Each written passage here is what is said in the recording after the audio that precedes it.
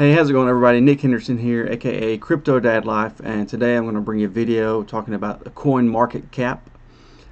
And actually, they have a blog which I just found recently, but it's pretty insightful. But if you don't know what Coinmarketcap is, it's kind of like Nasdaq would be for the stock markets, where you can see the total amount of money that's being put into the market for crypto. You can see 24-hour volume, Bitcoin dominance. You can see how many coins they have and the coins listed. You can see, the volume for each coin, the price. You actually can click on a coin and you can see different information there too. You can do that on your own time. Check that out. But let's get into the blog. It was just released November 27th, and it's titled, according to CoinMarketCap, it was created by Caroline Chan, global head of marketing for CoinMarketCap. And before we get into it, I'm going to share what they shared here. It says, before we get started, we're obligated to share a disclaimer that this is not investment advice. Please do your own research before investing in anything. I'll let you read that. Alright, now that that's done, let's get into it. So in this presentation, they wanted to share some interesting numbers that they have had access to internally, and hope it could bring a fresh perspective on the current market at the moment.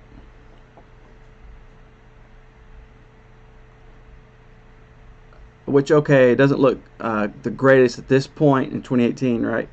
We just had it come down all year.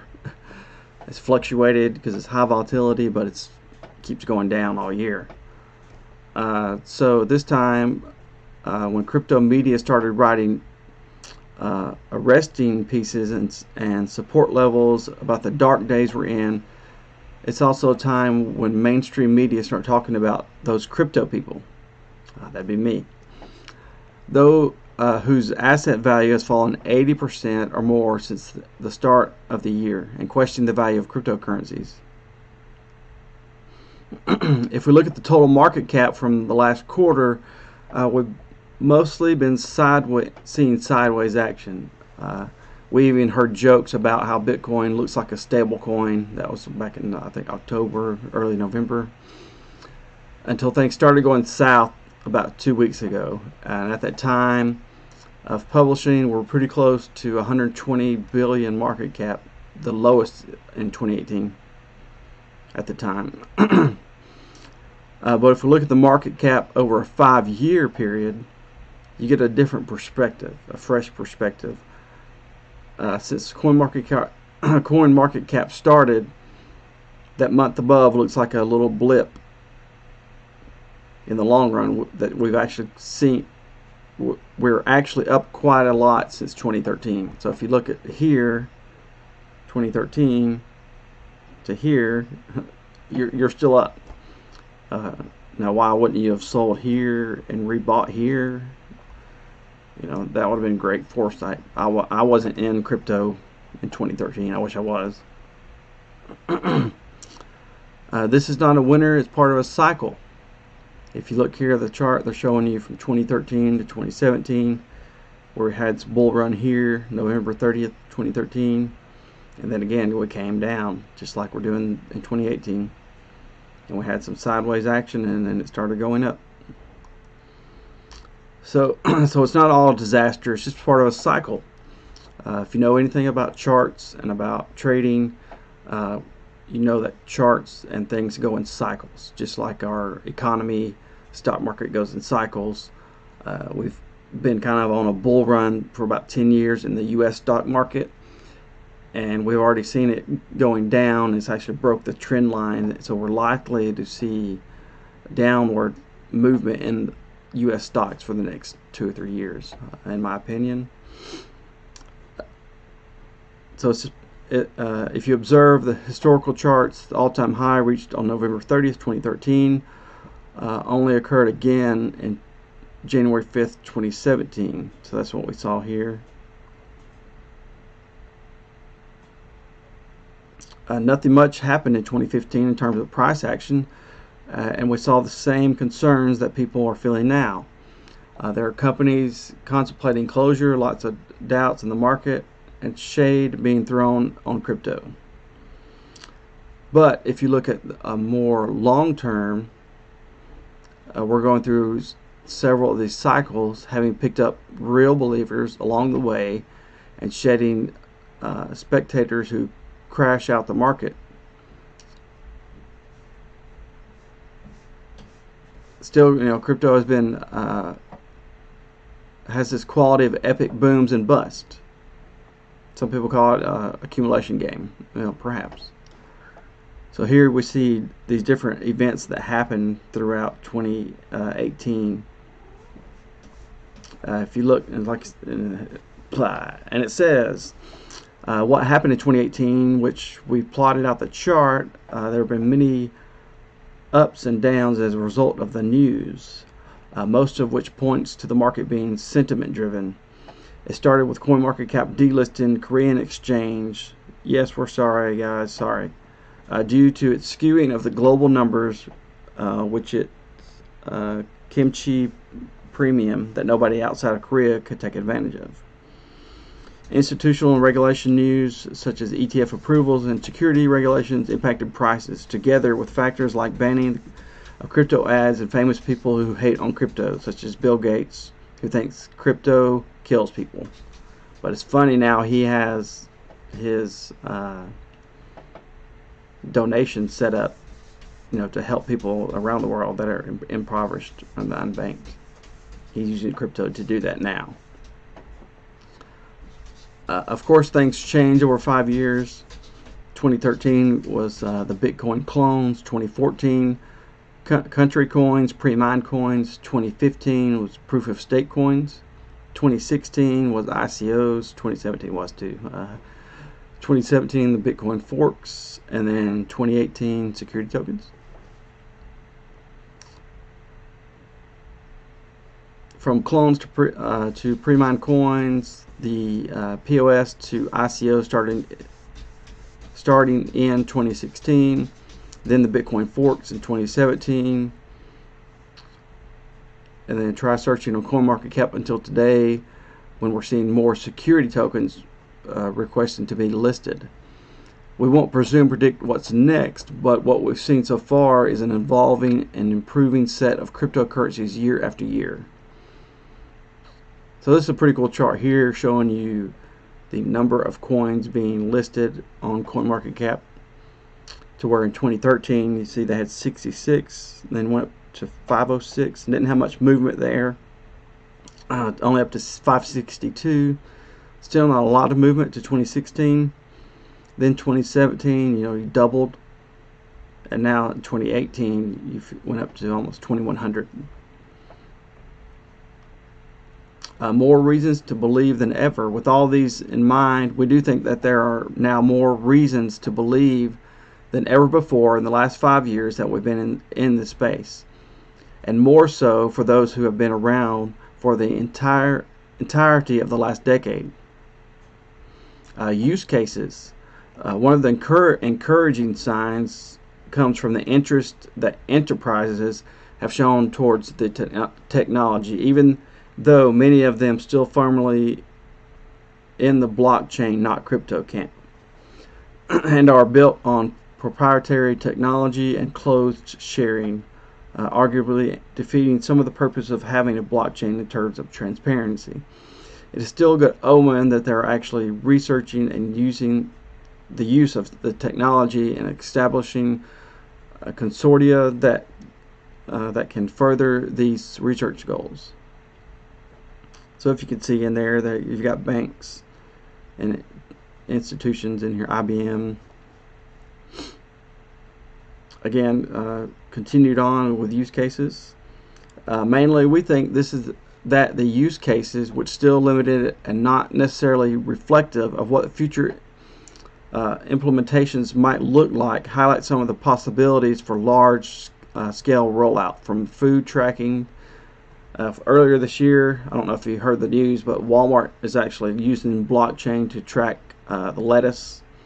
And even here, the last couple of days, we had the recall of the romaine lettuce because it's causing, I can't think of it, but causing everybody to get sick, salmonella.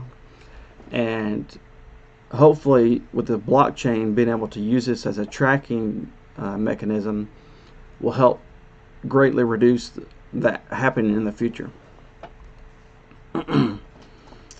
Global chain supply management. So IBM launched a blockchain shipping supply to track shipping.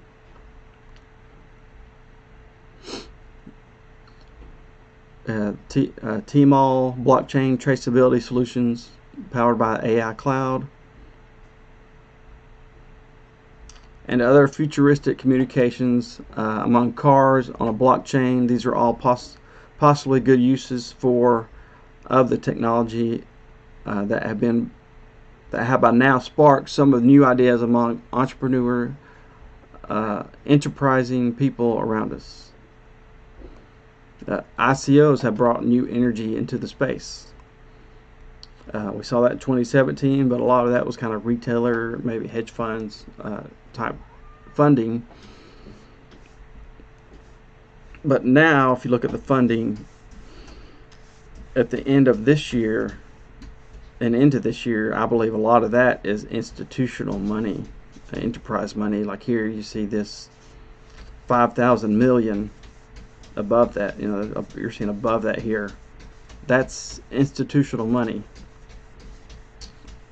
enterprise money going into ICOs.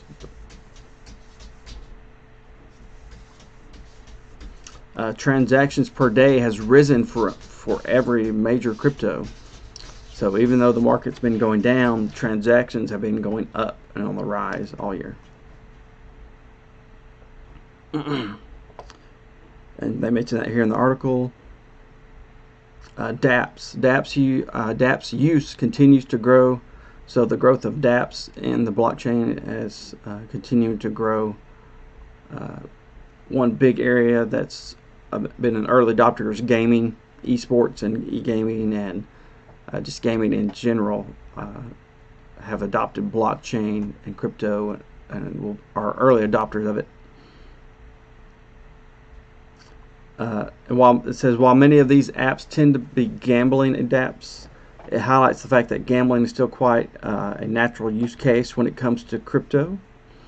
That's because regular apps are still easier to play with better use experiences and interfaces, something that dApps still have to grapple with. For example, imposing upon users, think about how much gas to send for each transaction, or having to wait for more than 2 seconds for a transaction to be confirmed.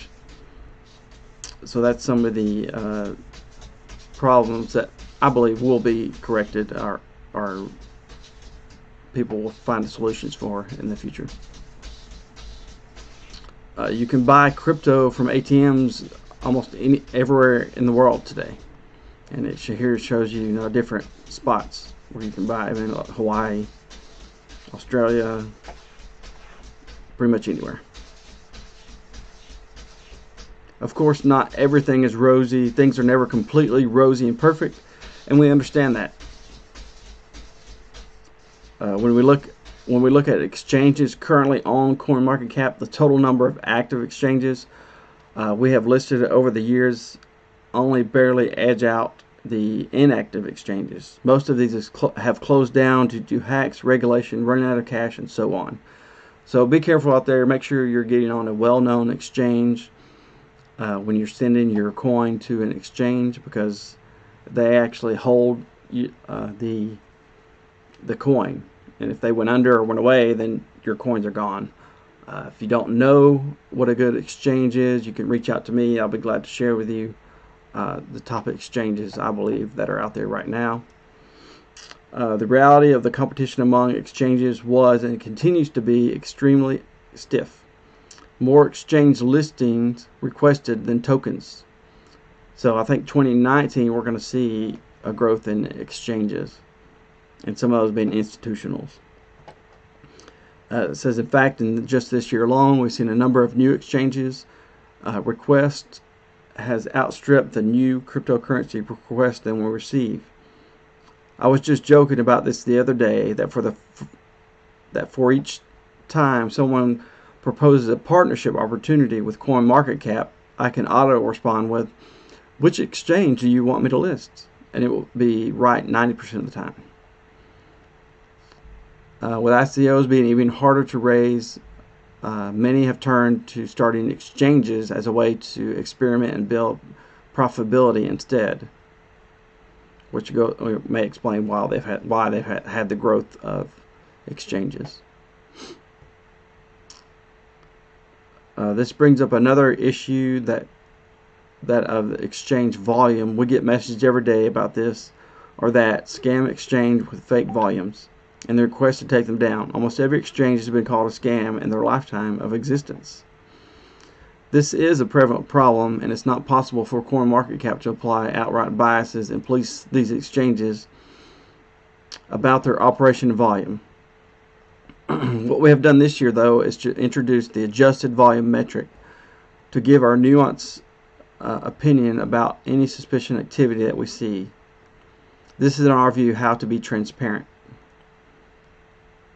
Crypto prices might deviate from signs of interest. So this applies to crypto prices as well. Almost every day we get people complaining about how the prices are manipulated and how the volumes are clearly fake. While it is true that prices can deviate from the page views, a sign of interest in the cryptocurrencies, we have to take into account the overall sentiment and news that might have driven these differences. Users are still subject to scams and hacks. If you know anything about the last year or 2017, there's been a lot of scams and hacks that came along through using pyramid schemes and such to steal people's money. One was the BitConnect. They list that here, and then that makes the people that don't believe in it see, even further have doubts about cryptocurrency and blockchain. People still refer to cryptocurrencies as rivals. Another thing that baffles us is that some extent in the fact that people still refer to cryptocurrencies as rivals in their own. If we project ourselves into a sovereign future, each crypto will serve its own purpose and will have its own fans. There's no reason to think that it's completely competitive and zero sum. So yeah, unless a coin, and usually a coin is tied to a company, unless they're doing the same exact thing, then it's not really a rival. It happens. Rippling the top crypto chart. People want to support the team they like, and that's understandable. But dominance does change over time, and even through the flippening that hasn't happened. The rippling, yes, in terms of page views. The number of page views for Ripple has even surpassed that of Bitcoin in the past year. So having more positive conversation around cryptocurrencies and celebrating the wins, we will bring more people into the space who are excited to root for the mainstream adoption and long-term wins for cryptocurrencies. If you look at the big picture, if you really zoom in and take a larger view of what's happening from the perspective, most of the time spent on the front page alone is what people are looking at. Coinmarketcap, they're looking at the front page, and they're going to work on changing that moving forward, so people know they have more information that can be useful for you. And it says although their page views per person has been increasing, it went down here at the end of the year, close to when we were having the big bust sell-off. Try to get through here. Site traffic is 90% correlated with Bitcoin price. So their traffic is correlated with the price of Bitcoin. 88% of the top coins, the top 100 coins, make up most of watch lists. So people, they have a watch list. You can save certain coins to a watch list.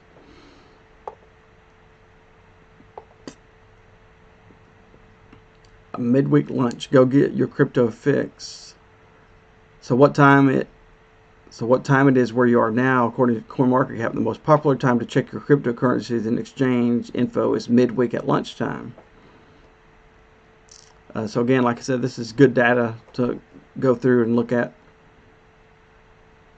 I hope you enjoyed this article. I did. I thought it was very insightful. Showed a lot of institutional money going into ICOs this year, especially towards the end of the year. So what does that tell you about the future of blockchain and crypto? Hey guys, I hope you enjoyed this. Thanks for watching. If you like it, if you want to see more, subscribe below. Nick Henderson, Crypto Dad Life. Peace.